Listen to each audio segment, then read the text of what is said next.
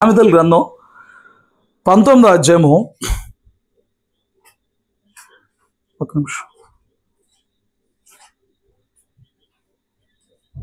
ఎక్కడికి నువ్వు? సామెతల గ్రంథం 19వ అధ్యాయము 23వ అధ్యాయం వచ్చిన ఒకటి చదవండి.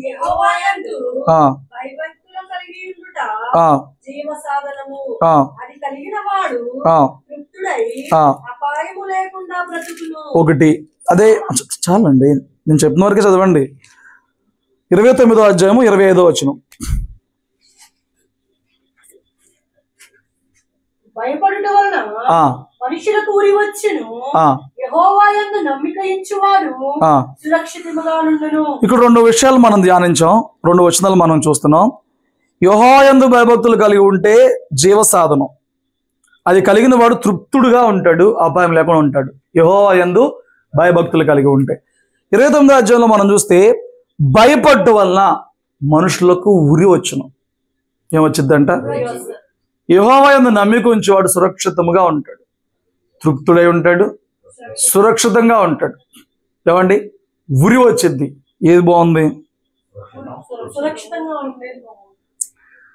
ఈ రెండు వచనాల్లో ఒకటి జీవసాధనం అన్నాడు, తృప్తుడై ఉంటాడు అన్నాడు, అపాయం లేకుండా ఉంటాడు అన్నాడు, సురక్షితంగా ఉంటాడు అన్నాడు.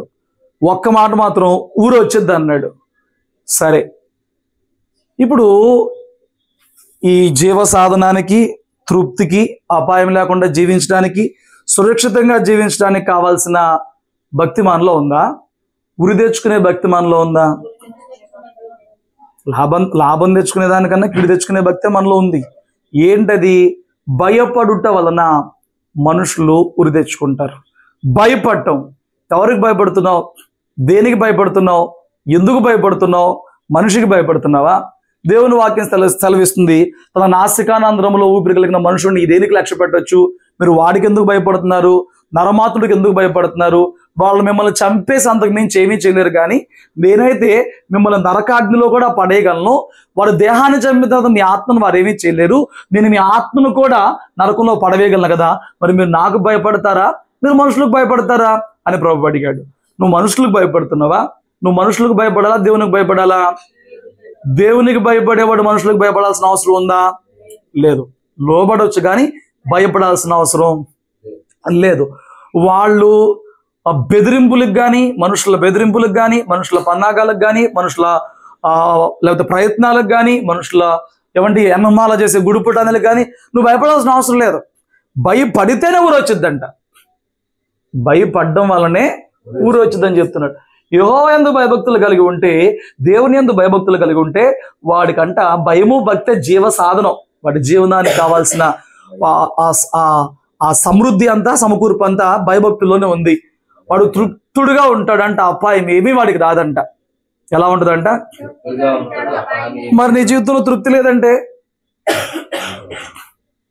లేదంటే, నువ్వు దేవునికి భయపడట్లేదు, మనుషులకు భయపడుతున్నావు, పరిస్థితులకు భయపడుతున్నావు, ఏమండి, లేకపోతే సందర్భాలకు భయపడుతున్నావు, జరగబోయేదేదో ఊహించుకుని భయపడుతున్నావు, లేకపోతే రిపోర్ట్లకు భయపడుతున్నావు, దేనికో భయపడుతున్నావు. యాయ్, నువ్వు లోపల రా, నువ్వు బయట రా, ఇటు పడుకో, ఎక్కడ పడుకో, రావాలి, ఇక్కడ పడుకో. పడుకుంటే పడుకోవాలి. కబుర్లు ఎందుకు చెప్తావు? ఏమండి, ఎవరికి భయపడాలి? దేవునికి భయపడాలి. చూడండి, ఇక మనుషులకు కానీ, పరిస్థితులకు కానీ, రాబోయే దానికి కానీ, జరుగుతున్న వాటికి కానీ నువ్వు దేనికన్నా భయపడ్డావా?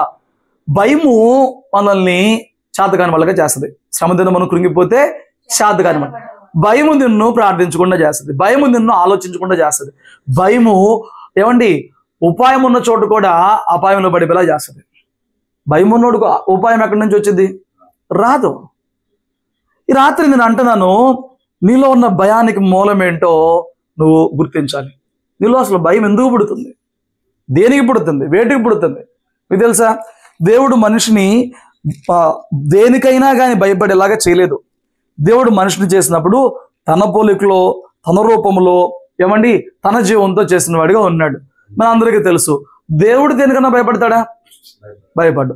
దేవుని బిడ్డలమైన మనము మనల్ని చేసిన ఆ దేవునికి గౌరవించినప్పుడు, విలువించినప్పుడు, లోబడినప్పుడు ఇంకా దేనికన్నా భయపడాల్సిన అవసరం మనకుందా? లేదు. చూడండి, మరి భయము ఒకరిలోకి ఎట్లాగొచ్చింది? ఆదికాండం 3వ అధ్యాయము 4వ వచనం నుంచి చదవండి. అందుకు సర్పము, ఆ మీరు చావనే చావరు, ఆ ఎలా అనగా మీరు వాటిని తినుదినమున మీ కన్నులు తెరవబడిననియు మీరు మంచి చెడులను ఎరిగిన వారే దేవతల వలె ఉందురనియు దేవునికి తెలియననియు స్త్రీతో చెప్పగా, స్త్రీ ఆ వృక్షము ఆహారములకు మంచిదియు కన్నులకు అందమైనదియు వివేచనమిచ్చు రమ్యమైనదియు నై ఉండుట చూచినప్పుడు ఆమె దాని ఫలములలో కొన్ని తీసుకొని తిని తనతో పాటు తన భర్తకును ఇచ్చెను. తనది ఉందంట, తనతో పాటు అతడు కూడా తినెను. అప్పుడు వారిద్దరు కన్నులు తెరవబడెను. వారు తాము దిగంబరులమని తెలుసుకొని అంజూరపు ఆకులు పుట్టి తమకు కచ్చడములను చేసుకొనిరి. ఇప్పుడు దాకా చక్కగా బతికారు కదా, ఇప్పుడు ఏమైపోయారు? భార్యాభర్త ఒకరికొకరు ఎదురు పడలేకపోతున్నారు, సిగ్గేస్తుంది, దిగంబరులు అని తెలుస్తుంది. ఏమండి, వారు మానాన్ని కప్పుకుంటానికి ఆకులు ఎత్తుకున్నారు, ఉన్నట్లు అంజూరు పాకులు బెచ్చనిపించినాయి, వాటిని ఎట్టగొట్ట ఒక కూర్పు చేసుకున్నారు. ఏమండి, ఒక దాంట్లో ఎట్లాగో కూర్పు చేసుకున్నారు, వాటిని ధరించుకున్నారు. ఇప్పుడు ఇంతకుముందు డేరుగా నిలబడేవాళ్ళు ఇప్పుడు నిలబడలేకపోతున్నారు. తర్వాత ఏమైంది? అతని భార్యయు తోటలో సంచరించుచున్న దేవుడైన యెహోవా స్వరమును విని దేవుడైన యెహోవా ఎదుటికి రాకుండా తోట చెట్ల మధ్యను దాగుకొనగా దేవుడైన యెహోవా ఆదామును పిలిచి నీవు ఎక్కడ ఉన్నావనెను. అందుకతడు నేను తోటలో నీ స్వరము వినినప్పుడు దిగంబరిగాను ఉంటిని కనుక భయపడి దాగుకొందునెను. భయపడి ఎందుకు భయపడుతున్నాడు? దిగంబరిగా ఉండి ప్రభు దగ్గరికి ఎలా రాగలను? నేను ఇందాడ చెప్పిన భయం అంతా కూడా లోక సంబంధమైన భయము. కానీ ఇక్కడ ఇతనికి వచ్చిన భయం ఏంటంటే దేవుని దగ్గరికి రావడానికి తనలో ఉన్న పాపాన్ని బట్టి కలిగిన భయము. చాలా మంది దేవుని దగ్గరకు వచ్చి ఎందుకు నిలవలేరనంటే, మా వల్ల కాదు ఈ భక్తి చేయడం, ఈ పరిశుద్ధతను సంపాదించుకుంటాం, ఈ ప్రార్థనలు చేయడం, ఈ నీతిగా ఉండటం, మా వల్ల కాదు. భయం. వాళ్ళు ఉండలేరు, వాళ్ళు బ్రతకలేరు. అట్లాగా వాళ్ళ వల్ల కాదు. వాళ్ళు ఏ రుచిలో ఉన్నారో అదే వాళ్ళకి ఆనందంగా ఉంటుంది, వాళ్ళు ఏ రుచిలో ఉన్నారో అదే వాళ్ళకి పోషణగా ఉంటుంది, వాళ్ళు ఏ రుచిలో ఉన్నారో అదే వాళ్ళకి జీవనాధారం, లేకపోతే గుర్తింపుగాను అదే గొప్పగాను ఉంటుంది. కాబట్టి వాళ్ళకి దేవుడు గొప్పవాడని తెలుసు, దేవుడు పరిశుద్ధుడని తెలుసు, ప్రాణం పెట్టి తిరిగి లేచిన గొప్పవాడని తెలుసు, ఏమంటే దేవుడు వారిని ప్రేమిస్తున్నాడని తెలుసు, ప్రార్థన చేస్తే కార్యాలు జరుగుతాయని తెలుసు. ఎన్నో తెలిసినా వాళ్ళు ఆయన ఎదుటికి ఎందుకు రారు? ఆయన స్వరూపులోకి ఎందుకు రారంటే వారికి భయం. ఏం భయం అనంటే ఉన్న పాపం పోయిద్ది కదా, వాళ్ళకి భయం. ఎదురు ఆ పాపం వారిలో ఉంది కాబట్టి వారు ప్రభు దగ్గర రాలేరు. వస్తే పాపం పోయిద్ది కాబట్టి వాటి గురించిన వెల చెల్లించాలి, కాబట్టి పశ్చాత్తాపడాలి, కాబట్టి వాటిని విడిచిపెట్టాలి. కాబట్టి చాలా మంది రారు. ఇక్కడ చూడండి, ఇంతవరకు అక్కడ ఎన్ని సంవత్సరాలు జరిగిందో ఎవరు చెప్పలేరండి. 10 సంవత్సరాలు జరిగిందా? వారు ఏదోని తోటలో పెట్టబడిన తర్వాత హవ్వ ఆదాము 20 సంవత్సరాలు అయిందా, 30 సంవత్సరాలు అయిందా, 100 సంవత్సరాలు అయిందా? ఎవరికి తెలియదు. ఇంతకాలము మీరు చూడండి, దేవుడితో ధైర్యంగా ఆయన సహవాసంలో గడిపే భాగ్యం దక్కింది వాళ్ళకి అనమాట. ప్రతి చల్లపూట ఆయనే వచ్చేవాడు. మనం ఇప్పుడు ప్రభు దగ్గరకు వస్తున్నాం, ఆయనే వచ్చేవాడు ప్రతి చల్లపూట కూడా. ప్రతి చల్లపూట టైం కట్టుకుని, కోడ కట్టుకుని, టైం పెట్టుకుని వారి దగ్గరకు వచ్చేవాడండి. ఏమండి, వాళ్ళు కనుక ఏమండి చిన్నపిల్లలు మార్నింగ్ పనికి వెళ్ళి సాయంత్రం నాన్న కనుక సాయంత్రం ఇంటికి వస్తే పరిగెత్తుకుంటూ వెళ్ళిపోతారు. వీళ్ళు అలాగా ఏసే వచ్చినప్పుడల్లా ఆయన దగ్గరకు పరిగెత్తుకుంటూ వెళ్ళిపోయేవాళ్ళు అనమాట. ఎందుకంటే అప్పటి వరకు ఆయన ఒకే ఒక ఆజ్ఞ పెట్టాడు, ఈ పండు తినొద్దు. ఆ ఆజ్ఞకు భయపడ్డారు, లోబడ్డారు.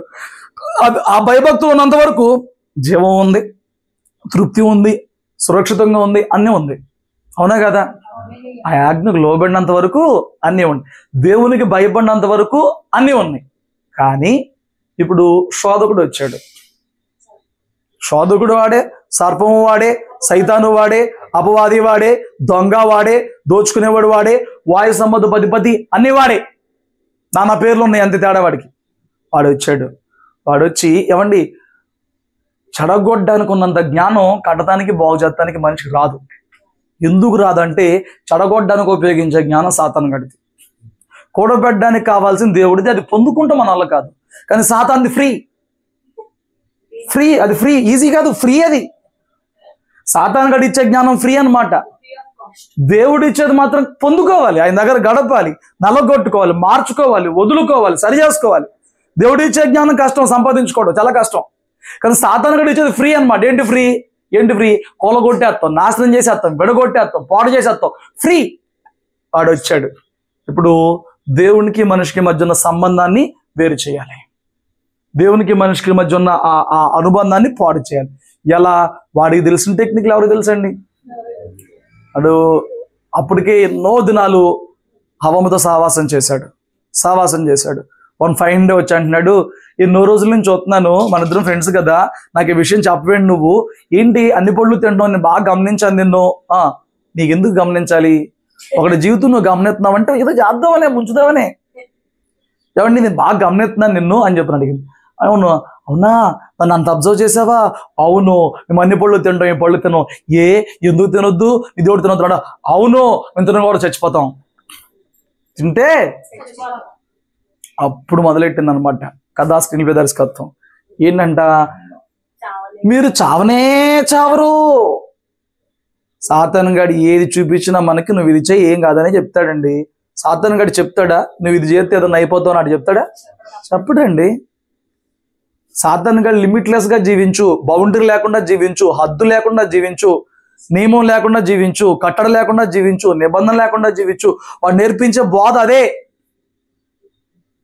నీకు లెక్క లేకుండా జీవించు, ఆ నేర్పించే బోధ అదే. ఏమండి వాడు అంటున్నాడు, ఎవరు చెప్పారు నీకు? ఏమీ కాదు, ఈ పండు తినేసి అని చెప్పన్నాడు. ఏమండి శోధించబడిన తర్వాత హవ్వమ్మకి మరణం రుచిగా కనపడింది. అప్పుడు దాకా ఆ పండు చూస్తే మరణం అని పారిపోయేవాళ్ళే. శోధించబడ్డాక శోధనలో పడ్డాక ఎలా ఉంటుందంటే, ఏది చేయకూడదు అది చేయడానికి ఆరాటపడతాం, ఏది కోరకూడదు అది కోరుకుంటా ఆరాటపడతాం. ఏది దేవుడికి దుఃఖం కలుగజేసిద్దో దానిలోనే ఎక్కువ మనం ఆనందిస్తాం. ఆయనకు దుఃఖం, మనకు ఆనందం. పాపంలో పండు తినేసింది, దూరుకోవచ్చు కదా. ఏమండి సాయంత్రం దాకా నాగొచ్చు కదా. ఏసేం తను అడగల, తను తిని ఊరుకోలా, సాయంత్రం దాకా నాగల. ఎవరికి ఇచ్చేసింది? భర్తకు పెట్టేసింది అనమాట. భర్తకు పెట్టేసింది. నువ్వు తింటావు చేస్తావు, తినేశాడు, అయిపోయింది. బాగుంది, తినేశారు, బాగుంది. ఇప్పుడు విషయం ఏంటి? ఇప్పుడు దాకా ఉన్న స్వతంత్రము, ఇప్పుడు దాకా ఉన్న ఆ స్వేచ్ఛ, ఇప్పుడు దాకా ఉన్న ఏమండి ధైర్యము ఇప్పుడు పోయింది. ప్రభువు కేకేశాడు, నువ్వు రా. ఎక్కడున్నావు అంటే భయపడుతున్నా. భయము మనిషికి ఎక్కడి నుంచి వస్తుందంటే చేసిన తప్పులో నుంచి వస్తుంది. భయము మనిషికి ఎక్కడి నుంచి వస్తుందంటే చేసిన పాపంలో నుంచి వస్తుంది. భయము మనిషికి ఎక్కడి నుంచి వస్తుందంటే వారు దేవుని ఆజ్ఞను మీరి జీవించడం వలన భయము కలవర హృదయాల్లో పుడుతున్నాయి. నేను అంటున్నాను, నీవు ఈ రోజున భయపడుతున్నావంటే ఏదో నీలో ఒక పాపము, ఏదో నీలో ఒక అవిధేయత, ఏదో నీలో ఒక పని చేయని ఏమండి ఉండకూడని ఒక క్రియ పనిచేస్తుంది. కిందకు వచ్చారా? ఎందుకు ఏమండి పనిచేస్తుంది. గుర్తుపెట్టుకోండి విషయాన్ని. ఇప్పుడు దాకా లేని ఇప్పుడు ఎందుకు వచ్చిందనంటే, ఏమండి మనుషుల్లో భయానికి కారణం దేవునికి భయపడకపోవడం అంతే. నీలో ఒక భయం ఏర్పాటు చేస్తున్నారంటే నువ్వు దేవునికి ఏదో భయపడలేదు. దేవునికి భయపడ్డావా? సురక్షితంగా ఉన్నారు ఇప్పుడు దాకా, నెమ్మదిగా ఉన్నారు ఇప్పుడు దాకా, తృప్తిగా ఉన్నారు కదా ఇప్పుడు దాకా. ఉన్నారా లేరా ఇప్పుడు దాకా? ఇప్పుడు ఎందుకు భయం వచ్చింది? దేవునికి వ్యతిరేకమైన చేసావు, దేవుడు వద్దన్న చేసావు. దేవుడు వద్దన్న మన జీవితంలో ఉన్నప్పుడు మనకి చెప్పాను కదా, తృప్తి రాదు, సురక్షితంగా ఉన్నాం, మనకేమి అపాయం ఉంటుందిలే అని చెప్పని ఆ భయం వచ్చేస్తుంది. మన భయం వచ్చేస్తుంది. ఆ భయం లేకుండా జీవించలేం, భయం వచ్చేస్తుంది. ఎందుకనంటే నువ్వు దేవునికి భయపడాల్సిన చోట భయపడలేదు కాబట్టి ఇక మిగతా చోట్లల్లా కూడా భయపడే వ్యక్తిగా ఉంటావు. జాగ్రత్త. ఈ రాత్రి నీకు దేవుని భయం ఉందా? దేవుని భయం ఉన్నవాడు సురక్షితంగా జీవిస్తాడండి. అప్పుడు మీరు అనొచ్చు, మాకు దేవుని భయం లేకుండా మందిరానికి ఎందుకు వస్తున్నావు? మాకు దేవుని భయం లేకుండా సంఘానికి ఎందుకు వస్తున్నావు? మాకు దేవుని భయం లేకుండా ఆదివారం అంత ప్రయాసపడి ఆ దేవుని సన్నిధిలో ఎందుకు కూర్చుంటున్నావు? నువ్వేమనుకుంటున్నావు? నీకే కొందరు బయటకు అనరు కానండి, హృదయంలో వాటి ప్రశ్నలు వేసుకుంటారు అనమాట. నాకు భయం లేదనుకుంటున్నాడు పాస్టర్ గారు, ఏమనుకుంటున్నాడు? నేనేమనుకోక్కర్లా, నీకు ఎంత భయం ఉందో తెలుసుకుంటే చాలు. ఏమండి నేను భయపడుతున్నాను అనుకుని భక్తి చేసుకుంటున్న భక్తి సరిపోయింది అనుకుని ఆ భయం చాలా అనుకుంటే నువ్వు ఎందులోనే కాలేసినట్టు అయిపోతావు. నువ్వు అనుకునే భయం భక్తి ఏంటి? నువ్వు అనుకునే భయభక్తులు ఏంటి? ఏమండి, ఇప్పుడు 2 చూపిస్తాను. అసలు నువ్వు అనుకునే భయభక్తులు ఏంటి? అయ్యా దేవుడిని భయభక్తులు ఉండవండి ఏంటి? మీరు చెప్పండి ఒక మాట. లోబడి జీవించడం, ఇంకా లోబడితో పాటించడం, ఇంకా ఇంకా ఇదేంటి? దేవుని భయపడతామండి అంతేనా? ఇంకా మీరు చెప్పినట్లు ఏదన్నా తిన్నగా జరుగుతుందా మన జీవితంలో, మరి అప్పుడు నువ్వు దేవునికి అన్ని కలిపి భయపడాలి అంతే. ఇది మొత్తం కలిపి భయం భయం భయం లేదు. స్టిల్ ఎందుకు దేవుని దగ్గరకు వస్తున్నావు? నీకు దేవుడు అంటే భయం వద్దు, దేవుని మాట అంటే భయం వద్దు, దేవుని వాక్యం అంటే లోపడాలనే భయం వద్దు, కానీ దేవుడి దగ్గర ఉన్నవన్నీ మాత్రం కావాలి. కానీ అక్కడ దేవుడు ఏం చేశాడు? అదే ఏం జరిగిందిరా, నువ్వు ఎందుకు దిగంబరు ఎవరని అడిగాడు. అడిగినప్పుడు నాకేం తెలుసు, నేను దిగంబరిని అయ్యానా? నేను ఒంటరిగా ఉన్నంతకాలం దిగంబరిగా అయ్యానా? నువ్వు దీన్ని తెచ్చిపెట్టు, ఇది తెచ్చిపెట్టింది నాకు ఈ తెప్పులో. ఎక్కడ తిప్పాడు? దేవుని మీద అసలు ఫస్ట్ నుంచి మనకుంది దేవుడి మీద దోసేస్తా ప్రతిదీ కూడా. ఏంటో దేవుడు ఎటో చేశాడు, దేవుడు చేశాడా? ఇప్పుడు ఆడేమన్నాడు? దేవుడిని అన్నాడు, నువ్వు తెచ్చిపెట్టో దీన్ని, ఇది నాకు తెచ్చిపెట్టింది. ఇప్పుడు చేసుకున్నది కూడా కనీసం చేసుకుందాం ఒప్పుకుదాం దౌర్భాగ్యపు స్థితి మొదటి నుంచి ఉంది మనకి. మన చేతులారా మనం చేసుకున్న క్రియలు అయితే ఉన్నాయో, నేను చేసుకుందేనండి ఈ దరిద్రం నా బతుకు అని చెప్పని ఒప్పుకోలేని దౌర్భాగ్య పరిస్థితి మనకి ఆదాం దగ్గర నుంచి ఉంది. అడిగాడు దేవుడు, ఏమండి అడిగాడు. అడిగినప్పుడు అవ మీద దోసాడు, అవమేమో సర్ప మీద దోసేసింది, మొత్తం తగులుకున్నాడు.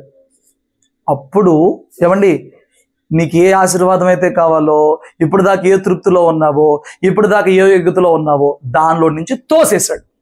ఇప్పుడు నువ్వు చెప్పావు కదా, నేను వస్తున్న దేవుడిని ఆశీర్వాదం కోసం అని చెప్పని. భయం లేని చోట మరి ఆశీర్వాదం ఏది? ఏదో తోటలో భయపడి ఉన్నంత వరకు తృప్తిగా ఉన్నారు, సురక్షితంగా ఉన్నారు, జీవంగా ఉన్నారు, బాగున్నారు. ఎప్పుడైతే భయం వేడి చేయకుండా పనిచేశారో, ఏమండి చావు భయం వారికి వచ్చింది. దేవుని ఎదుటికి రావాలా నాలో పాపందనే భయం వచ్చింది.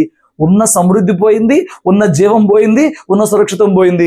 ఇప్పుడు ఏమండి చెమట గార్చి దుక్కు దున్ని ఏమండి ఒళ్ళొంచి ఏమండి ప్రయాసపడి ముద్ద కోసం ప్రయాసపడాల్సిన దిక్మాల స్థితికి వచ్చారు. ఇప్పుడు నేను అంటున్నాను, నీకు ఆశీర్వాదం కావాలి, నీకు ఏదో తోటి కావాలి, దేవునికి భయపడవు, మ్యాచ్ అయ్యిద్దా?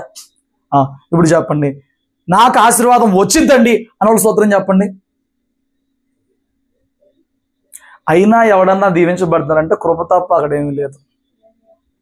వాళ్ళ ఇంట్లో వాడు మోహం చూసో, వాళ్ళ పిల్లల మోహం చూసో, ఎవడ మోహం చూసో, ఇది లేకపోతే వాళ్ళు మరీ అవస్థలో మరి బతకలేరనో, ఎవడు ప్రార్థన ఎవడు మోహం చూసో అక్కడ ఏదో జరుగుతుంది తప్ప జరుగుతుంది నీ జీవితం లేదన్నా అనుకోకుండా అనంటే కృపే తప్ప నీ భక్తి అనుకోమాక, నీ భయభక్తులే అనుకోమాక. స్తోత్రం చెప్పు. భయభక్తులు అయ్యి నీకు భయభక్తులు లేకపోతే జరిగింది ఏంటి? చూడు, ఉన్న క్షేమకరమైన స్థితిని కోల్పోతున్నావు, యోగ్యమైన స్థితిని కోల్పోతున్నావు, తృప్తికరమైన జీవితాన్ని కోల్పోతున్నావు.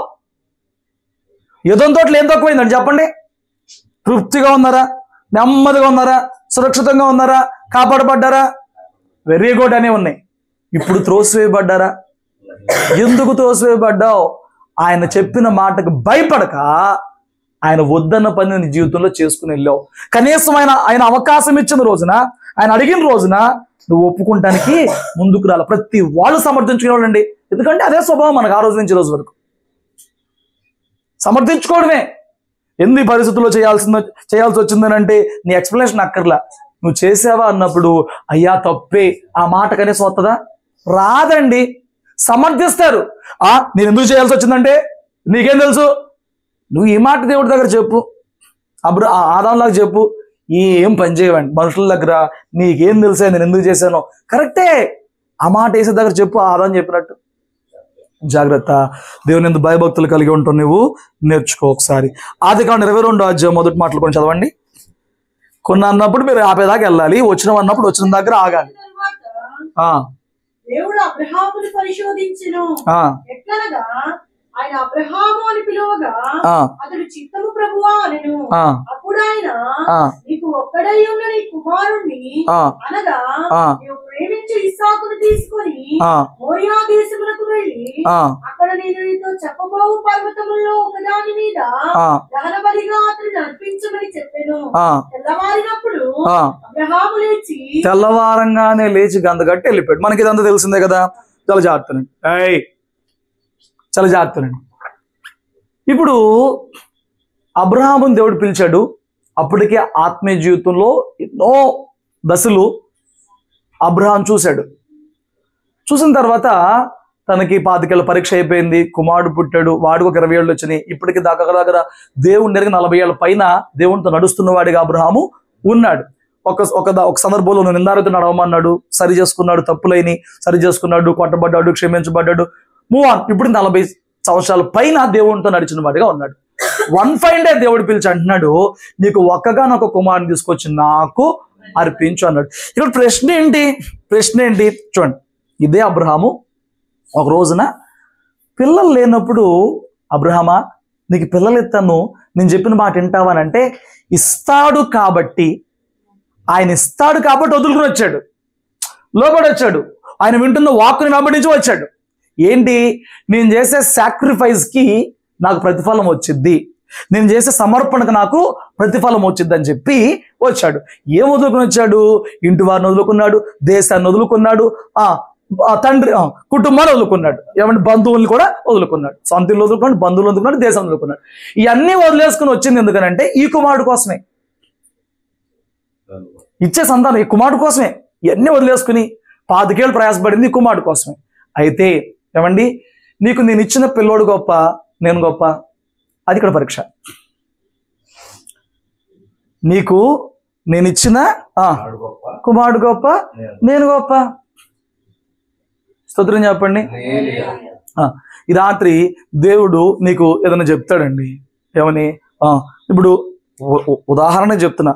దేవుడు ఈ రాత్రి జయరామ్ గారితో మాట్లాడి ఉన్న పళంగా మొత్తం, ఏమండి, నువ్వు రిజైన్ చేసి నీ ఆస్తి మొత్తం, లేకపోతే నీ కొన్ని మొత్తం అమ్మేసేసి పలానా చోట ప్లేస్ చూపిస్తా, నువ్వు అక్కడ మంచి స్థలం తీసుకో, నువ్వు మొత్తం కట్టేయి, పైన ఒక మందిరం కట్టే అని చెప్పి దేవుడు చెప్తాడండి. దేవుడు మాట్లాడతాడండి.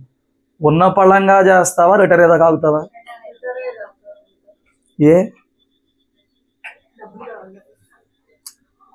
దేవుడు అదే అంటున్నాడు. నువ్వు ఈ రాత్రి రిజైన్ చేసి ఏమన్నా ఉన్నాయి కదా ఎక్కడక్కడ అమ్మేసేసి, బంగారం ఉంది కదా మొత్తం కూడా పెట్టేసేసి, నేను ఇంకా సమకూరుతాను, నువ్వు పలానా చోట కట్టున్నాడు అనుకో, ఇచ్చింది దేవుడే కదా అనే మనసు మనకుంటుందా? లేకపోతే ఇప్పటికిప్పుడు ఎలా అనే మనసు మనకుంటుందా? ఏమండి, ఎంతో దేవుడు చెప్పే మాట కొరకు ప్రయాసపడతాం కానీ ఆయన చెప్పినాక చేయడానికి చాలా ప్రయాసపడాలి. దేవుడు మాట్లాడకపోతే మాట్లాడలేదని మనం బాధపడతాం కానీ ఆయన మాట్లాడినాక దాన్ని నెరవేర్చడానికే చాలా ప్రయాసపడాలి. నీకు తెలియని విషయం అది. అంటే నేను మాట్లాడుతామంటే మీరు వాగ్దానం అనుకుంటున్నారు. నేను చెప్పిందండి, దేవుడు నువ్వు వాడుకోదనుకుంటున్నాడు, చక్కగా నిలవబడు, నేను నీతో మాట్లాడతాను. వాగ్దానం చేస్తానని కాదు నేను చెప్పింది, మాట్లాడతామంటే ఏంటి?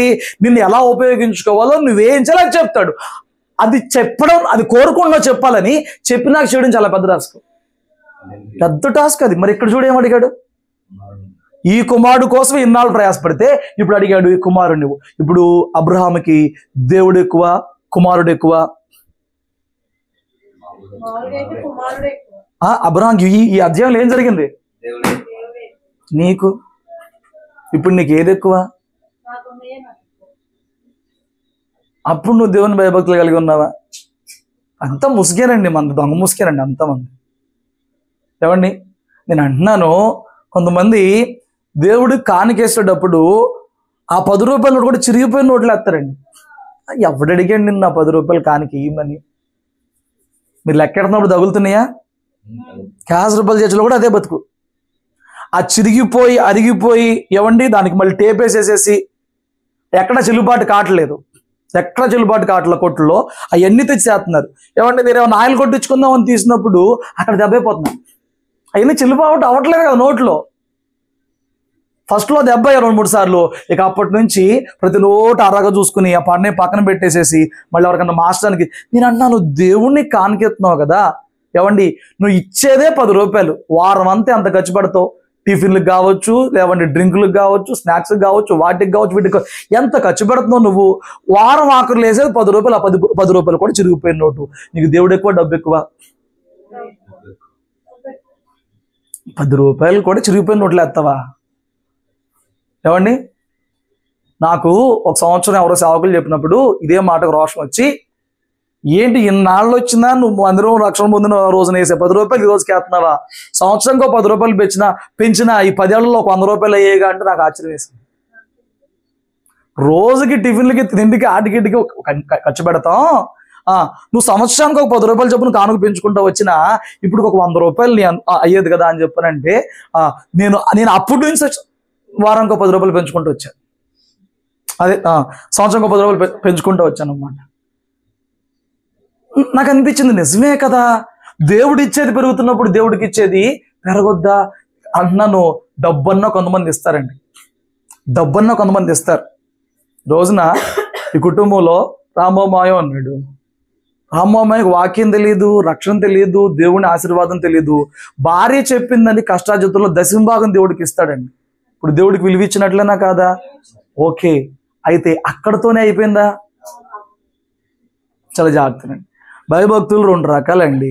ఒకటిది దేవుని ఎదుట, దేవుని సన్నిధిలో నీ ప్రవర్తన, నీ సమర్పణ, నీ ప్రార్థన, ఇదంతా ఒకటి. మొత్తం ఇదే భక్తి కాదు, మొత్తం ఇదే భక్తి కాదు. కొందరు ఇదే పాస్ అవ్వలేరు. ఏం పాస్ అవ్వలేరు? దేవుని సన్నిధిలో నిలబడటానికి, దేవుని క్రమాన్ని పాటించడానికి, దేవునికి అర్పణలు ఇవ్వడానికి, దేవుని దగ్గర ప్రార్థన చేయడానికి, దేవుని వాక్యం పట్టుకుంటానికి కొందరు దీనినే పాస్ అవ్వలేరు. ఇక్కడ చూడండి, అబ్రహాముకి దేవుడు ఇచ్చిన కుమారుడు కంటే దేవుడే ఎక్కువని తెల్లారంగానే పట్టుకెళ్ళిపోయాడు. ఏం చేశాడండి? తెల్లారంగానే పట్టుకెళ్ళిపోయాడు. భార్యకి కూడా చెప్పలా. ఏమండి, ఇప్పుడు ఇద్దరు వెళ్ళి తిరిగి ఒకడే వచ్చాడు అనుకో, భార్య ఏమడిగిద్దండి? కోడికేడి ఇదిగో అని చెప్పిన బూడిది చూపించాడు అనుకోండి, తల్లి ఏం చెప్పిద్దండి? ఏం సమాధానం చెప్పగలుగుతావు రేపు పొద్దున వచ్చి నీ భార్యకి? ఏమండి, కానీ తీసుకెళ్ళాడు, నాకు నువ్వే ఎక్కువ అని చెప్పడానికి తీసుకెళ్ళి బలిపీఠం మీద పెట్టి, కింద పని వాళ్ళని వదిలేసి బలిపీఠం మీద పెట్టి ఖడ్గం ఎత్తినప్పుడు దేవుడు ఆపాడు. ఏమని ఆపాడో తెలుసా? నేను నిన్ను పరీక్షించాను, ఇప్పుడు నేను ఒప్పుకుంటాను, నువ్వు నా యందు భయభక్తులు కలిగిన వాడు అని చెప్పని. చూడండి ఏం చెప్తాడు, 16వ వచనం. నీవు నీకు ఒక్కడై ఉన్న నీ కుమారుని వెనుతీయక నీ కార్యము చేసినందున నిన్ను ఆశీర్వదించి ఆకాశ నక్షత్రములను. 12వ వచనం చదవండి. ఆశీర్వాదం కంటే ముందు మాట. అప్పుడు ఆయన ఆ చిన్నవాని మీద చెయ్యి వేయకుము, అతనిని నేనేమీ చెయ్యకుము, నీకు ఒక్కడై ఉన్న నీ కుమారుని నాకు వెనుతీయలేదు గనుక నువ్వు దేవునికి భయపడువాడవని ఇందువలన నాకు. ఎలా చెప్పాడంటే దేవుడు, నువ్వు నాకు అడగంగానే నాకు ఇవ్వాల్సింది ఇచ్చావు, నేను అడిగింది నాకు ఇచ్చినందుకు నువ్వు నాకు భయపడుతున్నావు అని అర్థమైంది. ఇప్పుడు చెప్పండి, ప్రభువు, నేను మళ్ళీ చెప్తున్నాను, ప్రభువు నీ దగ్గర సమయాన్ని కోరుతున్నాడు, ప్రభువు నీ దగ్గర నీ ధనాన్ని కోరుతున్నాడు, ప్రభువు నీ దగ్గర నీ బలాన్ని కోరుతున్నాడు. 3 ఇస్తున్నావా? కొందరండి దేవుని కోసం ఎంతైనా పని చేయగలరండి, వాళ్ళ బలం ఇస్తారు, సమయం ఇవ్వలేరు ప్రార్థన కోసం. ఏమండి, కొంతమంది ఎంతైనా ప్రార్థన చేస్తారు, పరిచర్య చేయలేరు, ధనం ఇవ్వలేరు. కొంతమంది ఎంతైనా ధనం ఇస్తారు, ప్రార్థన చేయరు, పరిచర్య చేయరు. ఇవన్నీ దేవుడు నీకు ఇచ్చినాయి కదా. ఒక్క రోజు వచ్చిందంటే ఆయుష్కాలం ఎవరిచ్చారు? అది దేవుడికి ఇవ్వలేవు, అందులో సమయం దేవుడికి ఇవ్వలేవు. నీకు సంపాదించుకునే ఓపిక బలం ఎవరిచ్చారు? దేవుడే ఇచ్చాడు. ఆ బలం దేవుడి కోసం ఖర్చు పెట్టలేవు. నీకు ధనం ఎవరిచ్చారు? దేవుడే ఇచ్చాడు. ఆ ధనం దేవుడి కోసం ఖర్చు పెట్టలేవు. స్టిల్ నేను దేవుడిని భయభక్తులు కలిగి ఉన్నాను అంట. స్టిల్ స్తోత్రం చెప్పండి. ఈ విషయాలను దేవుడు పరిగణలోకి తీసుకుని చెప్తున్నాడు, నువ్వు నాకు ఎందుకు భయభక్తులు కలిగి ఉన్నావు, కలిగి ఉన్న దానికి నేను ఆశీర్వాదం కూడా నీకు ఇవ్వకపోతున్నాను. ఇప్పుడు చెప్పు, దేవుని ఎందుకు భయభక్తులు కలిగి ఉన్నానని చెప్తుంది. నీవు నీ సమర్పణ జీవితం విషయంలో ఎట్లాగున్నావు? నేను అన్నా, ఇది మొత్తం భక్తి కాదు, ఇది ఒక పార్ట్, భక్తిలో ఒక పార్ట్, దేవుని ఎదుట పాస్ అయ్యే పార్ట్ అన్నమాట ఇది. నేను అంటున్నాను, అబ్రహాముని అడగంగానే, అయ్యా ఎన్నాళ్ళైనా ఎప్పటికైనా నా బిడ్డ కన్నా కూడా నువ్వే నాకు ఎక్కువ ఏమండి, నువ్వే నాకు ఎక్కువ అని చెప్పి అబ్రహం, ఈ రోజున కొంతమందికి దేవుని కన్నా కుటుంబాలు ఎక్కువ, దేవుని కన్నా బంధువులు ఎక్కువ, దేవుని కన్నా పని ఎక్కువ, దేవుని కన్నా జాబ్ ఎక్కువ. ఒకే ఒక కొడుకుని దేవుడికి ఇవ్వడానికి అబ్రహాం ముందుకు వచ్చాడనంటే అందులో 10వ వంతు రోషం అనుకున్న మనం దేవుళ్ళు ఎంతో మండేవాళ్ళం, దేవుడి చేత ఎంతో ఆశీర్వదించబడేవాళ్ళం. సాకులు చెప్పి తప్పించుకునే భక్తి చేస్తున్నాం తప్ప నిలబడాల్సిన చోట్ల, చేయాల్సిన చోట్ల, ఇవ్వాల్సిన చోట్ల నిలబడలేకపోతున్నాం దేవుని దగ్గర. హల్లెలూయా. ఏమండి, ప్రతి ఆదివారం మనకు ఒక ఆప్షన్ కనబడుతూనే ఉందండి సంఘంలో, ఎవరో ఒకళ్ళు. ప్రతి ఆదివారం నువ్వు ఆదివారం దేవుణ్ణి కదా, దేవునికి ఇచ్చేయాలి కదా, దేవుని సమయం దేవునితో గడపాలి కదా, దాని వెనుక ఎన్నో ఆశీర్వాదాలు చెప్పాడు కదా, ఎన్ని మొత్తుకున్నా నువ్వు దేవుని సమయం దేవునికి ఇవ్వట్లేదనంటే నువ్వు దేవునికి భయపడుతున్నావా, భయపడట్లేదా? దేవునికి పిలుస్తున్నావా, డబ్బుకి పిలుస్తున్నావా? మరి నీకు మళ్ళీ దేవుని దగ్గర ఆశీర్వాదం కావాలి, ఎక్కడి నుంచి వచ్చింది? దేవుడు చేయలేదని అంటావు. నువ్వు చేసేది చేయక దేవుడు చేయలేదని చెప్పి ఎలా చెప్తావు? చెప్పలేవు. నువ్వు అలాగేదో దేవుడి మీద చెప్తున్నావే తప్ప అది చెల్లుబాటు కాదు, అది ఒప్పుకోదగిన మాట కాదు, అది అంగీకరించదగిన మాట కాదు. హల్లెలూయా. సోమవారం పొద్దున ప్రార్థన చేశాం కదా, ఈ పిల్ల మొత్తుకోక యాడ్ అయ్యాడు. చిన్న కాలు కట్ అయిన తర్వాత వెంటనే ఫోన్ చేస్తామంటది, అయ్యా నాకు బాగాలేదు, ప్రార్థన చేయి. హృదయపూర్వకంగా చేస్తా, కానీ ఆదివారం ఎందుకు మానేస్తున్నావు? అది దేవుడిది కదా, దేవుడికి ఇచ్చేయాలి కదా, ఎందుకు ఇవ్వట్లేదు నువ్వు? నీకు భయం లేదు, ఇది దేవుడిది, దేవునికి ఇచ్చేయాలి, భయం లేదు. కానీ దేవుని దగ్గర స్వస్థత కావాలి, దేవుని దగ్గర కుమారుడు వివాహం కావాలి, దేవుని దగ్గర అప్పుల్లో జయం కావాలి, అన్ని దేవుడి దగ్గర మాత్రం కావాలి. దేవుడికి నీ దగ్గర నుంచి ఏం కావాలి అది మాత్రం నువ్వు ఇవ్వవా? మరి భయభక్తులు కలిగి ఉన్నానని చెప్తావా? ఏంటండి, నిన్ను నువ్వు భ్రమలో ఉంచుకుని నీవే నాశనం చేసుకుని మోసం చేసుకునే భక్తి చేస్తూ నువ్వు మోసపోతున్నావు. నిన్ను ఎవడ చేయక్కర్లా, నువ్వే మోసం చేసుకుంటున్నావు. దేవుని వాక్యం ఎంత స్పష్టంగా మనకుండగా దీనిలో ఇవాళ కొత్తగా ఎల్కేజీలో చేరిన స్టూడెంట్ ఏమి నువ్వు కాదు కదా, ఇన్నాళ్ళు వెరిగి కూడా నువ్వు ఎలాంటి భక్తి చేస్తున్నావు?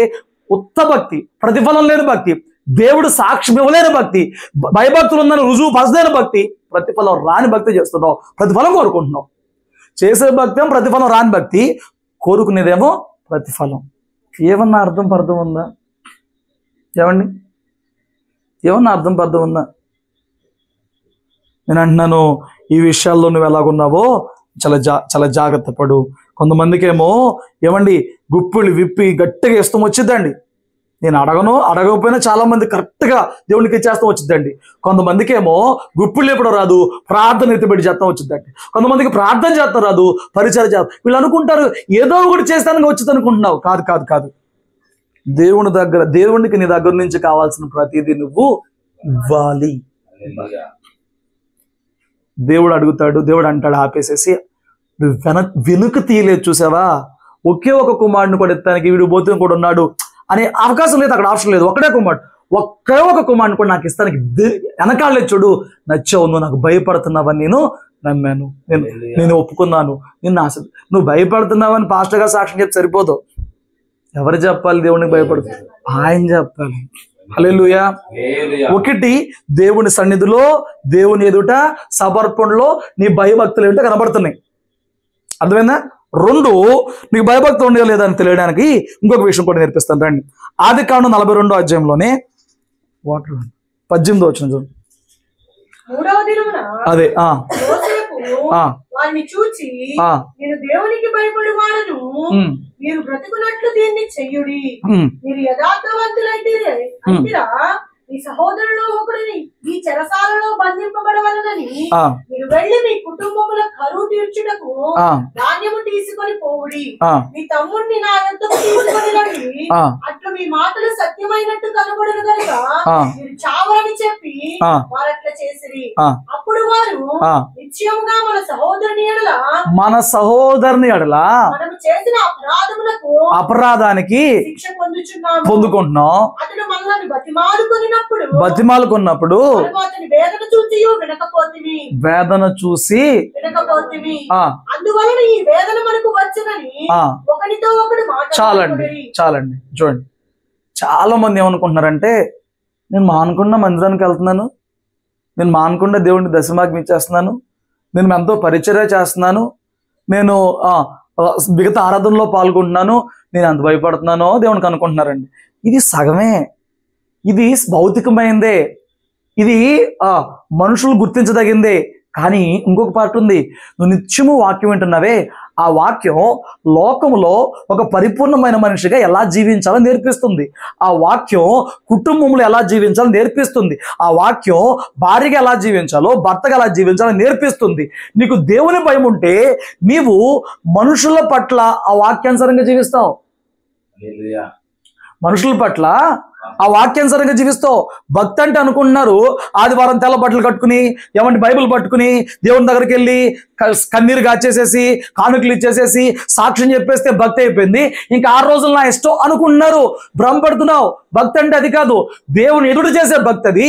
ఏమంటే మనుషులు ఎదుడు చేసే భక్తి, మనుషులు ఎందుకు చేయాల్సిన భక్తి వేరుగా ఉంది. ఏంటి మనుషులు ఎందుకు చేయాల్సిన భక్తి? ఇదిగోండి, ఇక్కడ యోసేపు అంటున్నాడు, నేను దేవునికి భయపడుతున్నాను. భయపడి ఇక్కడ ఏం కానుకలు ఎత్తున్నాడు, భయపడి ఇక్కడ ఏం అర్పణలు చేస్తున్నాడు, భయపడి ఇక్కడ ఏం మందిరం కట్టెత్తున్నాడు, భయపడి ఇక్కడ ఏం సాక్ష్యం చెప్తున్నాడు, ఇక్కడ ఏ విషయంలో భయపడ్డానని చెప్తున్నాడు? ఏమండి, యోసేపు తను ఎవరో తెలియక తన అన్నలు వచ్చినప్పుడు, తను రాజై తన అన్నలు తన ఎదుటికి వచ్చి ఒకప్పుడు తను హింసించి తనని మరణానికి అప్పచెప్పాలని పన్నాగం పడిన వారు తన ఎదుటి సాగిలు పడినప్పుడు, ఏమండి, వారిని పరీక్షిస్తానికి జైల్లో పెట్టాడు. కానీ అంటున్నాడు వెళ్ళి, నేను దేవుని భయం కలిగిన వాడిని, మిమ్మల్ని శిక్షలో ఉంచను. నేను దేవుని భయం కలిగిన వాడిని, మిమ్మల్ని జైల్లో ఉంచితే మీ కుటుంబాలు చేస్తాయి, కాబట్టి నేను మిమ్మల్ని అందరినీ జైల్లో అలాగే ఇబ్బంది పెట్టను అని చెప్తున్నాడు. స్తోత్రం చెప్పండి. ఈ రోజున దేవుని ఎదుట కన్నీరు కారుస్తూ వచ్చిన వాళ్ళకి, దేవుని ఎదుట దుఃఖపడతాం వచ్చిన వాళ్ళకి, దేవుని ఎదుట దీర్ఘ ప్రార్థనలు చేస్తూ వచ్చిన వాళ్ళకి, మనుషుల ఎదుట మనుషులతో ఎంత ప్రేమగా, ఐక్యంగా, సౌఖ్యంగా ఉండాలో రావట్లా. ఏమండి, నువ్వే యోసేపు ప్లేస్లో ఉంటే, ఏమండి ఊహించుకో, నీకు ఒక 10 మంది అక్కలు ఉన్నారు, వాళ్ళందరూ నీకన్నా హైట్ ఉన్నారు, నువ్వు వాళ్ళ భుజం దగ్గర వరకే వచ్చావు, నువ్వు వాళ్ళ కోసం వెళ్ళావు, అందరూ నేను తోసేశారు, నీ ఒంటి మీద వస్త్రం లాగేశారు, నిన్ను పట్టుకుని ఒక బురద గుంటలో, పెద్ద గుంటలో పడేశారు. నువ్వు అందరినీ బతిలాడు, అందరి గడ్డల కాళ్ళు పట్టుకున్నావు, ఎవ్వరు కూడా పోవే పోవే పోవే పోవే అని చెప్పని అన్నారు. బురద గుంటలో పడేశారు. వాళ్ళు కూర్చుని తింటే ఎంజాయ్ చేస్తున్నారు, నువ్వు ఆకలేస్తుందిరా అన్నా కానీ, అక్క అన్నా కానీ నీ వైపు చూడట్లేదు. దారిపోయే వాళ్ళు వస్తే బయటికి లాగారు, బయటికి లాగి నీ కాళ్ళు చేతులు కట్టేసేసి ఆ దారైపోళ్ళకి అమ్మేస్తున్నారు. నువ్వు కాళ్ళ వేళ పడి కన్నీరు గచ్చిపోతున్న ఆడుతున్నా పట్టించుకోలేదు. ఇది జీవితంలో మర్చిపోయేదా?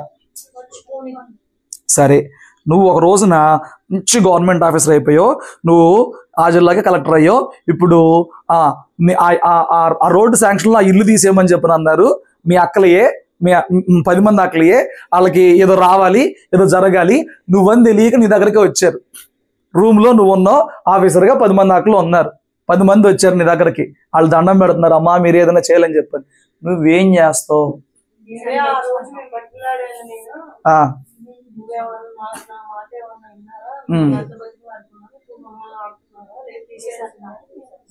తీసేస్తావు. అధికారం వచ్చింది కాబట్టి, అప్పుడు బచ్చాదాన్ని కాబట్టి, బచ్చగాడిని కాబట్టి ఏం చేయలేకపోయాను, ఇప్పుడు చెప్పండి ఎవరి సామర్థ్యం ఏంటో చూసుకుందాం, ఇప్పుడు రండి అని చెప్పి నువ్వేం చేస్తావు? దేవుని బిడ్డగా నీలో ప్రేమ ఏది? దేవుని బిడ్డగా నీలో క్షమాపణ ఏది? అంటే నువ్వు దేవుని భయపట్ల, మనుషులను సాధిస్తున్నావు, మనుషులను పగబెట్టుకుంటున్నావు, మనుషులను దూషిస్తున్నావు, మనుషులను ప్రేమించలేకపోతున్నావు, మనుషులకు సాయపడలేకపోతున్నావు, ఆపదలు ఆదుకోలేకపోతున్నావు. నేనన్నాను, ఒక పార్ట్ దేవుని యందు కనపరిచే భక్తి, ఒక పార్ట్ దేవుని దగ్గర నేర్చుకుని మనుషుల మధ్య కనపరిచే భక్తి. ఏమండి, యోసేపు ఎందుకు దేవుడు ఎందుకు భయం కలిగిన వాడు? ఎవరూ చూడని వేళ తన వానరు పాపం చేయమని అడిగిన దేవునికి విరుద్ధమని పారిపోయాడు. దేవుడు అంటే భయం కలిగిన వాడు. ఒంటరిగా ఉన్నప్పుడు కూడా భక్తిని కాపాడుకున్నాడు. యోసేపు భయం కలిగిన వాడు. ఇప్పుడు అన్నలు వచ్చారు, తన చేతులారా చిక్కారు. రాజు అడగడు, ఎవరో వచ్చారంట జైలు వేసామంట, కానీ రాజు అడగడం మొత్తం చేతికి అప్పచెప్పేశాడు. కావాలంటే చిత్రహింసలు చేసేయచ్చు, కఠినగార శిక్ష వేసేయచ్చు, ఉరేసి పడేయచ్చు, ఏమైనా చేయొచ్చు. కానీ అంటాడు, నేను దేవునికి భయపడేవాడిని, మనిషి కీడుని, మనిషి చావుని కోరేవాడిని కాదు. రండి, ఒక్కని పెడతాను, మిగతా వాళ్ళందరూ మూటలు వేసుకెళ్ళండి, మిగతా వాళ్ళందరూ ఆహారం తీసుకెళ్ళండి. ఏమండి, మీరు మీ కుటుంబాలకు ఆహారం తీసుకెళ్ళి వాడిని పోషించండి, వాళ్ళు బతికించండి అని అంటున్నాడు. ఈ రోజున మనకి భక్తి చేయడం అంటే ఆదివారం వెళ్ళటం మొత్తం ఏమండి ఇప్పుడు క్రిస్మస్ వచ్చిందంటే మొత్తం భక్తి బయటకు వచ్చిందండి. మొన్న ఒక ఆయన వచ్చాడు, చర్చిలో కూర్చున్నాడు, అంటున్నాడు ప్రతి క్రిస్మస్కి నేను ఎంత చేస్తాను. క్రిస్మస్కి చేసేది భక్త, క్రిస్మస్కి రంగులు వేసేది భక్త, క్రిస్మస్కి అలంకరించేది భక్త, క్రిస్మస్ కొత్త బట్టలు భక్త, ఇదే భక్తి అనుకుంటున్నావా? ఇప్పుడు నువ్వు క్రిస్మస్ రోజుకి మందిరానికి ఏదో చేసావు కాబట్టి దేవుడు నీకేదో చేతలు అనుకుంటున్నావా? గోడల్లో దేవుడు ఉన్నాడా? రాళ్ళలో దేవుడు ఉన్నాడా? ఇది నేర్చుకున్నావు ఎంతకాలం? మనుషుల్లో దేవుడు ఉన్నాడు, మనుషుల్లో ఆయన ఆత్మ ఉంది. నువ్వు మనిషిని ప్రేమించాలి, మనిషిని హత్తుకోవాలి, మనిషికి సాయపడాలి, మనిషిని క్షమించాలి, ఏమండి మనుషులు కలుపుకోవాలి. ఇది చేయకుండా నీకు ఆశీర్వాదం కావాలి. నువ్వు దేవుని మీద భయభక్తులు కలిగి జీవిస్తున్నావు. ఎవడో ఒప్పుకుంటాడండి? ఎవరిని ఒప్పుకోదగిన మాట ఇది? సోదరం చెప్పు. ఇక్కడ సాక్ష్యం, అక్కడ సాక్ష్యం దేవుడే చెప్పాడు, నువ్వు నా మీద భయభక్తులు కలిగి ఉన్నావు, నువ్వు నీ డబ్బు కన్నా, నువ్వు నీ కొడుకు కన్నా, నీకు ఇచ్చిన స్వాస్థ్యం కన్నా నన్నే ఎక్కువగా ఇచ్చావు, నాకు భయపడ్డావు, నేను సాక్ష్యం ఇస్తున్నాను, నేను ఆశీర్వదిస్తాను అన్నాడు. దేవుడు నీకు సాక్ష్యం ఇచ్చేలాగా నీ సమర్పణ జీవితం, నీ మందిరంలో నీ భక్తి జీవితం దేవుడే సాక్ష్యం ఇచ్చేలాగా ఉందా? నువ్వు భయపడుతున్నావని 1 పాయింట్. సెకండ్ పాయింట్ ఏంటంటే, నువ్వు నిత్యం వింటున్న వాక్యం నీకు ఇదేనా నేర్పించింది? నువ్వు నిత్యం వింటున్న వాక్యం, మనుషుల దగ్గర ప్రవర్తించే ప్రవర్తన నీకు ఇదేనా నేర్పించింది? ఇంత బైబుల్ని ఇంతకాలం చదివి, ఇంతకాలం విని, ఇంతకాలం నేర్చుకున్న భక్తి ఇదా? నీ సహోదరులతో ఉండేది, నీ నీ నీ బంధువులతో ఉండేది, నీ ఇరుగు పొరుగు వారితో ఉండేది, నిన్ను దుఃఖపెట్టిన వారితోనూ, నిన్ను మాట అన్న వారితోనూ, నిన్ను బాధించిన వారితోనూ నువ్వు అలా ప్రవర్తించమని నీకు బైబిల్ నేర్పించిందా? నువ్వు చేసే అన్న చేసినప్పుడు నీకు ఆశీర్వాదం కావాలా? ఈచ్ అండ్ ఎవ్రీ స్టెప్ దేవుడు కౌంట్ చేస్తున్నాడు. నువ్వు మిగతా 6 రోజులు పట్టించుకోవద్దయ్యా, నేను ఆదివారం వచ్చిందని చూసి లెక్క కట్టమంటే ఆయన అట్లా లెక్క కట్టే దేవుడు కాదు. ఆయనకు ఆదివారం 2 గంటలు చేసి భక్తి ప్రదర్శన, నృత్య ప్రదర్శన ఆయనకు అక్కర్లా. ఏమండి,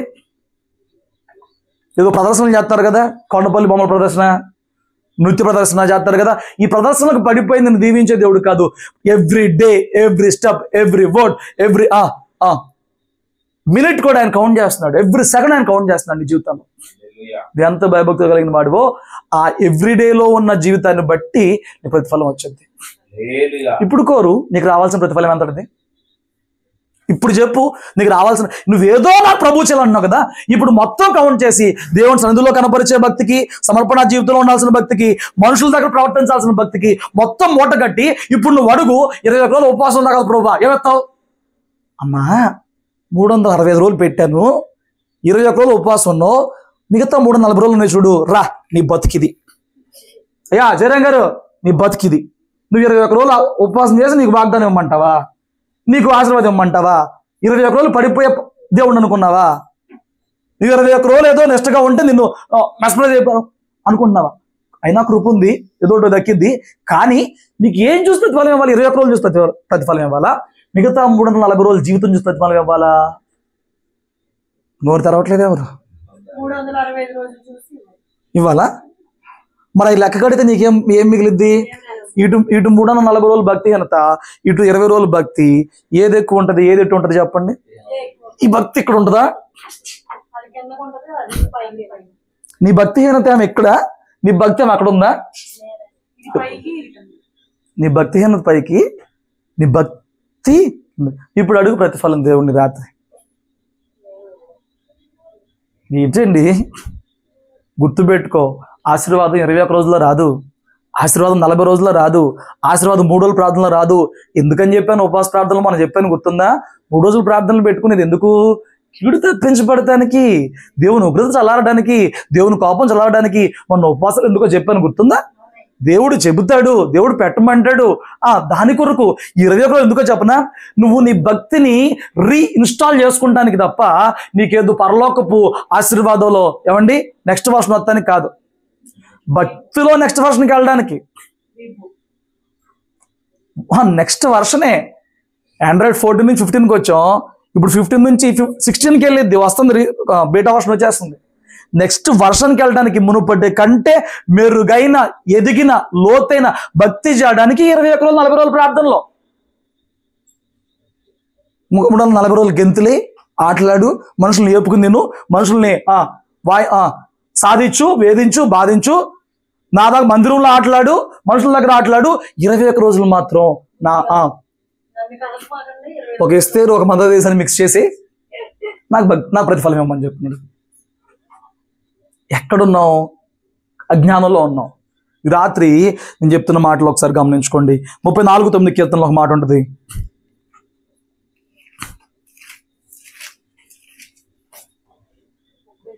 9 యెహోవా భక్తులారా, ఆ, ఆయన యందు ఆ, భయభక్తులుంచుడి. ఉంచండి. ఆయన యందు ఆ, భయభక్తులు ఉంచువానికి ఆ, ఏమీయూ కొదువలేదు. ఏంటంట? భయభక్తులు ఉంచేవాడికి నీ జీవితంలో కొదువు రాకూడదు అని అంటే, ఆ సమయానికి నువ్వు అనుకున్నది అలాగ జరిగిపోవాలనంటే నువ్వు చేయాల్సింది ఏంటి? ఆ భయభక్తులు 365 రోజులు ఉంచాలి. హల్లెలూయా. ఒకసారి చూడు, దానియేలు గ్రంథం 6వ అధ్యాయము 20వ వచనం.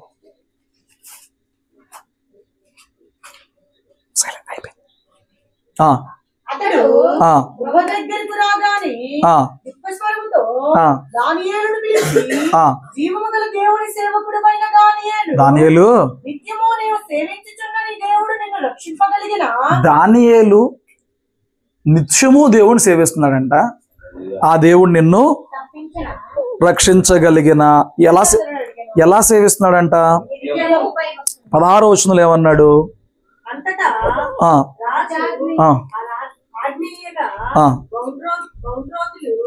దానియేలును పట్టుకుని పోయి సింహముల గుహలో పడద్రోయగా రాజు, నీవు అనుదినము తప్పక సేవించున్న నీ దేవుడు. ఇక నేను ఏం చెప్తున్నానంటే, దేవుని యందు భయభక్తులు ఉన్నప్పుడు ఏ కొదువ లేదు. సింహ పిల్లలకైనా కొదువు ఉంటది. రాజు, అడవికి రారాజు అయిన సింహము దాని పిల్లలకైనా తిండిలేని రోజు వచ్చింది. కానీ ఆయన యందు భయభక్తులు కలిగి ఉన్న వారికి ఏ మేలు కొదువు ఉండదు. మనకు తెలుసు, దానియేలు 21 రోజులు ప్రార్థన తెలుసు మనకి, తెలుసా? దానియేలు 21 రోజులు. దానియేలు 9వ అధ్యాయంలో విమోచన కొరకు ఉపవాస ప్రార్థన మనకు తెలుసా? దానియేలు 21 రోజులు ప్రార్థన బట్టి ఫేమస్ కాదు, విమోచనకు నడుం కట్టుకున్న బట్టి ఫేమస్ కాదు. నిత్యము అనుదినము ముమ్మారు దేవుణ్ణి సేవించే భక్తి కలిగి ఉన్నాడు. తనకి రాజు తర్వాత రాజు పొజిషన్ అప్పచెబితే ఎక్కడ ఏ అవకతవక లేనంత నమ్మకస్తుడిగా జీవించాడు. 120 మంది తను చేస్తున్న జాబ్ని పరిశీలనగా తప్పుపడదామని 120 మంది కూడా ఆయన అబ్జర్వ్ చేసినప్పుడు లోపము లేని దోషం లేని ఒక జీవితాన్ని కలిగిన వాడిగా ఉన్నాడు. వాళ్ళు చెప్పేసరి వీడిని ఎక్కడా పట్టుకోలేవురా, వీడిని ఎక్కడా పట్టుకోలేవు. నీ బతుకేంటో నీ ఇంట్లో వాళ్ళు చెప్పేస్తారు, నీ ఇంటి పక్కన చెప్పేస్తారు. దానియేలు భక్తి అనుదినము చేసిన భక్తి అండి. నువ్వు ముందు భ్రమలోంచి బయట రా నేర్పిస్తున్నా. 21 రోజులు చేశాను, నా ఇంట్లో 3 రోజులు పెట్టాను, చూడి తప్పించబడిద్ది. మేలు సంగతి నాకు తెలియదు. అది కూడా నువ్వు పశ్చాత్తాపడితే నీ భక్తి ఎంతని బట్టి. ఎవరో స్తోత్రం చెప్పట్లేదేంటి? ఆశీర్వాదం వచ్చిందని చెప్తారా? నేను సత్యం చెప్తున్నా. సత్యం ఎప్పుడు చేదుగానే ఉంటుంది, నిజం ఎప్పుడు చేదుగానే ఉంటుంది. వగరు ఉంటుంది, ఇంకా చేదు ఉంటుంది, ఎలాగైతే అలాగా కఠినంగా ఉంటుంది, మింగుడు పడదు. దానియేలు గొప్పతనం ఏంటంటే, రాజు వచ్చి చెప్తున్నాడండి. ఒక రాజు వచ్చి, నువ్వు నిత్యము నీ దేవుడిని సేవించావు కదా, నువ్వు అనుదినము నీ దేవుడిని సేవించావు కదా, ఆయన కాపాడాడనంటే, ఏమండి దొంగ భక్తులకు జవాబు రాదు, కానీ నిత్యము సేవించే భక్తికి ఎందుకు జవాబు రాదండి? మనుషులు మెస్మరైజ్ చేసే భక్తులకి ప్రతిఫలం రాకపోవచ్చు, కానీ దేవుడు చూస్తున్నప్పుడు రహస్యమం చేసే ప్రార్థనలకి, కాచే కన్నీళ్ళకి అసలు జాబులు అంత పర్ఫెక్ట్గా ఉన్నాడంటే ఎందుకు దేవుని భయం కదా? దానికి ఎందుకు జవాబు రాదండి? రోజు ముమ్మారు చేసే ప్రార్థన, ఇచ్చిన పనులు నమ్మకత్వం, ఇలాంటి వాడికి జవాబు రాదా? కీడుని తప్పించబడ్డా అద్భుతం జరగదా? సింహాల నోర్లు మీ పడ్డం ఏంటండి? ఈ సంవత్సరంలో సింహం నోర్లు చీల్చలా. సింహాలకు ఒక సింహం కాదు పని, అన్ని సింహాలు. ఏదో ఈ సింహానికి పిచ్చి పట్టి ఉపవాసం ఉండిపోయి కడుపు మార్చుకుంది అనుకుంటానికి ఎన్ని సింహాలు అక్కడ నోరు మూసుకున్నాయి? ఎందుకంటే దానియేలు దేవుని యందు భయభక్తులు కలిగిన వాడు. జీవులు ఇంకా దేవుడికి భయభక్తులు కలిగాయి కాబట్టి దేవుడు చెప్పాడు, ఈరోజు నా బిడ్డ వస్తున్నాడు, నేను నోరు కట్టుకుని కూర్చోండి. మనిషి కన్నా జంతువు ఇంకా త్వరగా లోపడింది కాబట్టి ఆ నోరు మూసుకూర్చున్నాయి. అది చెప్పాగా, మనిషి ఒకడే లోపడ్డ దేవుడికి, మిగతా ఎందుకు లోపడతాయి. దానియేలు గొప్పతనం ఏంటంటే, భక్తి పార్టీషన్ భక్తి కాదు, ఏమండి, సీజనల్ భక్తి కాదు, సీజన్లో వచ్చేస్తాయి అనమాట. కొంతమందికి ఏమో ఎండాకాలం వస్తాయి సీజన్లో, కొంతమందికి ఏమో ఇప్పుడు ఆఖరిలో వస్తాయి సీజన్లో. సీజన్ భక్తి ఆడ అయిపోయిందని చేతులు దులుపుకుంటాడు అనమాట. ప్రభువు నీ దగ్గర నిత్యము నీ అంతరంగంలో ఆయన ఉన్నాడు, వింటున్నాడు, చూస్తున్నాడని భయం కలిగి జీవించమని నీకు నేర్పిస్తున్నాడు.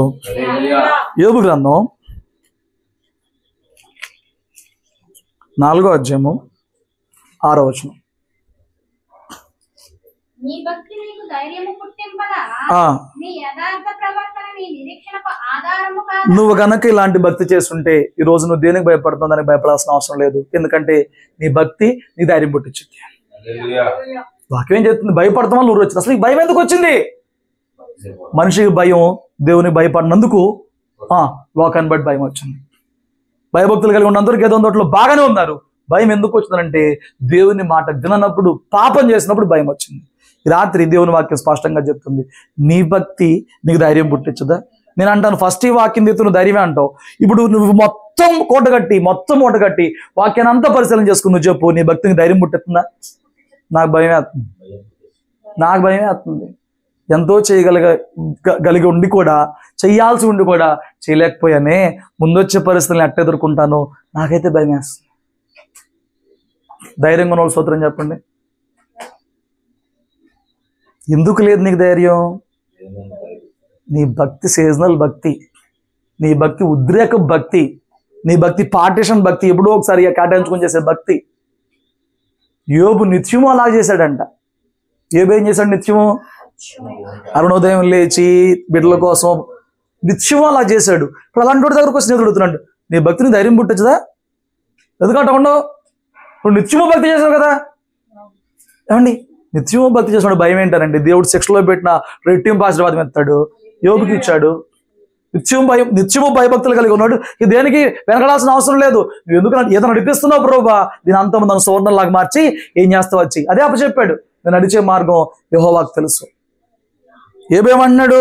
నేను నడిచే మార్గం యెహోవా, శోధించబడ్డాక నేను సువర్ణంలాగా మారుతాను. మనం అవుతాం అట్లాగా? అసలు శోధనలు నిలుస్తావా? శోధనలో ఉంటావా? రాని అంటావా? భయం భయం భయం భయం భయపడితే ఉరే వచ్చింది. భయభక్తులు ఉంచితే తృప్తి వచ్చింది, సురక్షితంగా ఉంటావు, అపాయానికి దూరంగా ఉంటావు. ఏది కోరుకుంటావు? లోకం చూసి భయపడతావా? పరిస్థితులను చూసి భయపడతావా? అలా భయపడకూడదు అని అంటే దేవుని ఎందుకు భయభక్తులు ఉంచాలి. అది లేకే ఆది కాలం నుంచి ఆదాం హవ్వ దగ్గర నుంచి ఇప్పటి వరకు తిప్పలు భయం లేకే, దేవుని ఎందుకు భయం లేకే మిగతా భయాలన్నిటితో కూడా మనిషి జీవిస్తున్నాడు, మనిషి నింపబడుతున్నాడు. కానీ కొందరు మాత్రమే తమ భక్తి పరులు మన దేవుని చేత సాక్ష్యం పొందిన వారుగా, మనుషుల చేత సాక్ష్యం పొందిన వారుగా, దాన్ని ఖండించలేని సాక్ష్యం పొందిన వారుగా ఉన్నారు. అబ్రహాం దేవుని ఎందుకు భయభక్తులుగా ఉన్నాడంట. దీన్ని బట్టి నేను ఇంకా ఆశీర్వదిస్తా అన్నాడు. నీకు ఆల్రెడీ వాగ్దానం ఉంది, ఇప్పుడు దీన్ని బట్టి ఇంకా ఆశీర్వదిస్తా అన్నాడు. హల్లెలూయా. యోసేపు భయభక్తులను బట్టే సింహాసనం మీద కూర్చున్నాడు. దానియేలు భయభక్తులను బట్టి సింహాల నోర్లు ముయ్యబడ్డాయి. ఆ భక్తి, వీళ్ళ భక్తి ఏది సీజనల్ కాదు. దేవుని ఎదుట భక్తి చేశారు, మనుషులు ఎదుట భక్తి చేశారు, జాబులోనూ భక్తి చేశారు, ఇంట్లోనూ భక్తి చేశారు. కొందరు భక్తి కొంత ప్రాంతంలోనే ఉంటుంది అనమాట. ఒక సర్టెన్ ప్లేస్ లో ఆ మనుషులను చూడంగానే, ఆ సాగుని చూడంగానే భక్తి చేస్తారు, ఆ పక్క వెళ్ళిపోగానే ఇంకా వాళ్ళ ఇష్టం అనమాట. నేర్చుకో. దేవుడు ఎంత గొప్పవాడనంటే నువ్వు నిజంగా భయభక్తులు కలిగి ఉన్నావా? నిన్ను దేనికి భయపడినవాడు. లోకం మీదకు శ్రమ వచ్చినప్పుడు నేను కృంగిపోనివ్వడు. లోకం దిగులు చెందుతున్నప్పుడు నేను దిగులు చెందనివ్వడు. లోకం కన్నీరు కాలుస్తున్నప్పుడు నేను కన్నీరు కానివ్వడు. ఆయన మనల్ని లోకం నుంచి వేరుపరిచిన వాడే ఉన్నాడు. ఐగుప్తులో ఉన్న ఐగుప్తీలందరూ కూడా తమ బిడ్డలను కోల్పోయే దుఃఖము కన్నీరు కారుస్తున్న రోజున వీళ్ళు జీవోత్సవం చేసేలాగా వీరి గృహాలలో ఏ మరణ దూత రాకుండా అడ్డుపడిన వాడుగా మన ప్రభు ఉన్నాడు. ఆయన ప్రత్యేకపరిచాడు. ఏడుపు వాళ్ళకి, ఆనందం వీళ్ళకి ప్రత్యేకపరిచాడు. అలా ప్రత్యేకపరచాలంటే నిత్యము నీ గుమ్మాల మీద ప్రభు యొక్క రక్తము కనపడాలి. నిత్యము నీ కుటుంబకుల మీద ప్రభు రక్తం కనపడాలి. ఒకరోజు భక్తి చేసి, ఒకరోజు పరవశించి మిగతా రోజులు మళ్ళీ దుష్టునికి చోటించేలా కాదు. వాక్యం సెలవిస్తుంది, నీ భక్తినికి ధైర్యం పుట్టించాలి. నేను నా స్పృహ ఉన్నంత వరకు వాక్యానుసారంగా శ్రేష్టమైన భక్తి చేస్తున్నా, దేవుడే చూసుకుంటాడు. ఈ దమ్ము నీకు రావాలి. వచ్చిందా? ఎప్పుడు వచ్చింది ఈ దమ్ము నీకు? ఎప్పుడు వచ్చింది? నువ్వు ఎరిగి ఉన్నంత వరకు భక్తి చేసినప్పుడు దేవుడే చూసుకుంటాడు. ఈ దమ్ము నీకు వచ్చింది. రోజు నీకు ఆ భరోసా, ఆ ధైర్యం రావట్లేదనంటే నువ్వు ఎక్కడో దేవునికి అయిష్టమైన, దేవుడు కోరని, చెప్పని, ఖండించే పనులు చేసిన వ్యక్తిగా నువ్వు ఉన్నావు. ఇప్పుడన్నా పశ్చాత్తపడు, ఇప్పుడైనా మనపూర్వకంగా కన్నీరు, ఇప్పుడైనా ఉపవాసం, ఇప్పుడైనా ప్రార్థన చేయి. కీడు తప్పిస్తాడు, 200 ఆశీర్వాదం కూడా దేవుడు ఇస్తాడు. దేవుడు ఎందు భయభక్తులు కలిగి ఉండు, సురక్షితంగా ఉంటావు, అపాయం నుంచి తప్పించబడతావు. ఏమండి, జీవ సాధనంగా మార్చబడతావు, ఆశీర్వదించబడతావు. అట్టి కృప, అట్టి భాగ్యం ఈ రాత్రి భయభక్తులు నేర్చుకుని ఇప్పటికైనా సరైన రీతిలో మనము దేవుని భయభక్తి చేసి ఆ ఆశీర్వాదం పొందుకుందాము గాక, ఆ ధైర్యం పొందుకుని జీవించుదాం కాక, లోకానికి మాదిరిద్దాం గాక. ప్రార్థన చేసుకుందాం తల్ల వంచు.